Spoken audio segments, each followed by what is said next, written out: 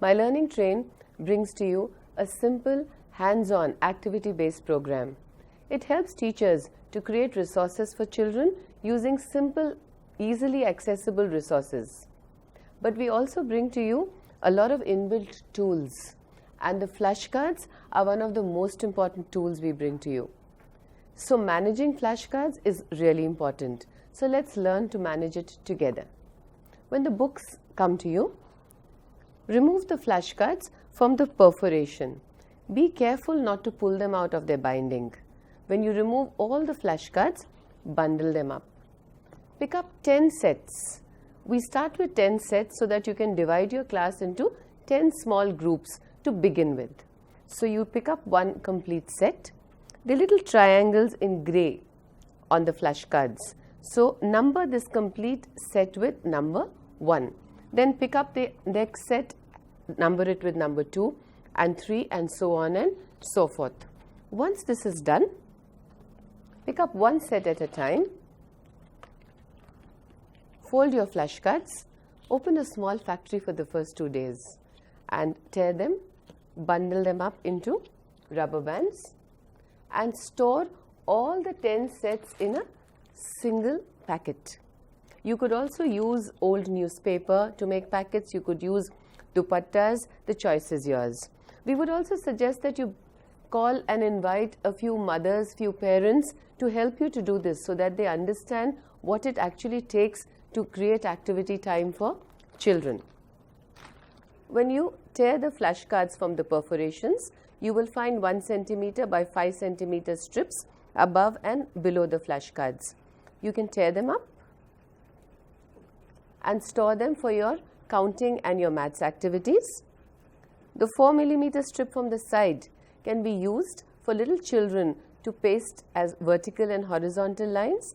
For the level 1 children to make letters with the standing and sleeping lines, and the level 2 children can just create according to their own imagination.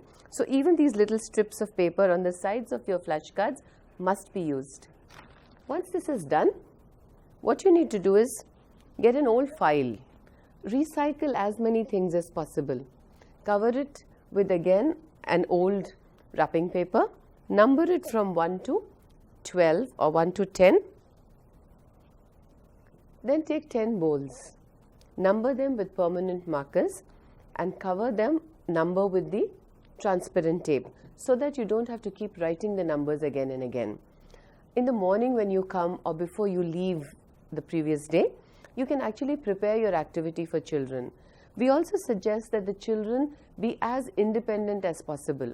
So if your preparation is good, you can get your children to collect the material, drop the material back, and it just helps to organize the activity better. So with the corresponding bowls on the corresponding numbers. If you're organized, it naturally relates to children. They also become organized with you. When you're collecting or you are storing material, it's suggested that you are organized and spare a few moments to do it the right way, so that you can actually just place your cards. So you have the 2 going in 2, the 3 in 3, 4 and 4, 5, 6, 7, 8, 9 and 10. Now how do you number the children? You can either give them numbers and tell them to remember it, or you can put numbers into little transparent iCard folders and pin them up. So initially this could be the way you divide your children into small groups, and later children just learn how to remember their own number.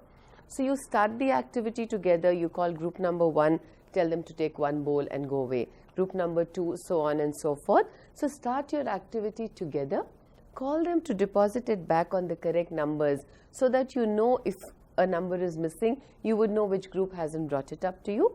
Also the way they maintain the cards, so you get to know which children need to be guided towards handling the material just a little better. And this would help you to create more time for your own selves and activities to be done in your classrooms. No, flashcards don't have to be used every day, but yes, as often as possible.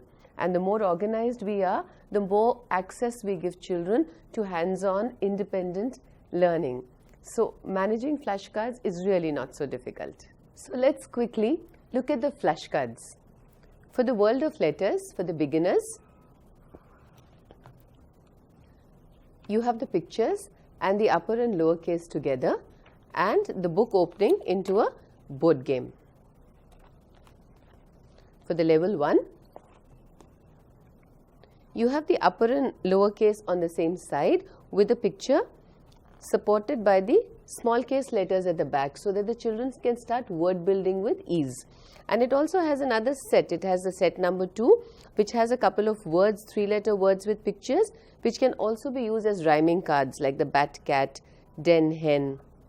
And this also opens into a little board game using the small case letters.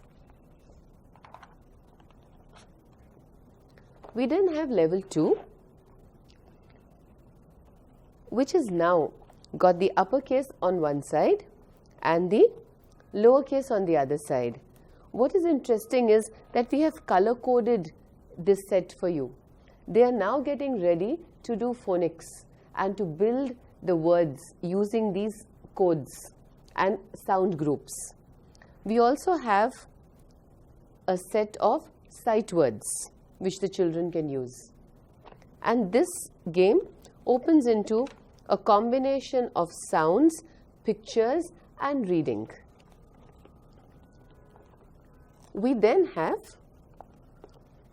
the number skills. For the little ones, we have slightly bigger cards so that it's easier for them to count, and all the pre-number concepts. Again, opening into a simple board game without numbering so that the children can just jump with their fingers and do the activity. For level 1, the cards become a little smaller. Counting, pre-number concepts and the reading of pre-number concepts also. So these cards can also be lent to level 2 so that they can use them for their reading activities. This board game opens into numbers from 1 to 50 so that children can move forward, come backwards and learn their numbers. The level 2 again is got more material and resources. So it has the 1 to 20 and now it has the values going into tens and ones. It has the number building cards. It has the number rods. So these are things that will help the children to get their concepts and practice, and this has numbers from 1 to 100. Children can skip count, they can move forward, come backward, they learn what comes before, what comes after, and a whole range of activities have been included. Now we come to the world of colors. The world of colors also is got a lot of flashcards, perforated cards which can be actually used for matching in the beginners. In the level 1, it has cards which can help the children to draw their expressions, and some of these little circles can be lent to the level beginners and the level 2. The level 2 has perforated animals which can be put on sticks and used as for storytelling, and the shapes inside can be used for the coloring, the spray painting, etc. So these are the tools that are inbuilt, and we do hope that you will use them to the optimum.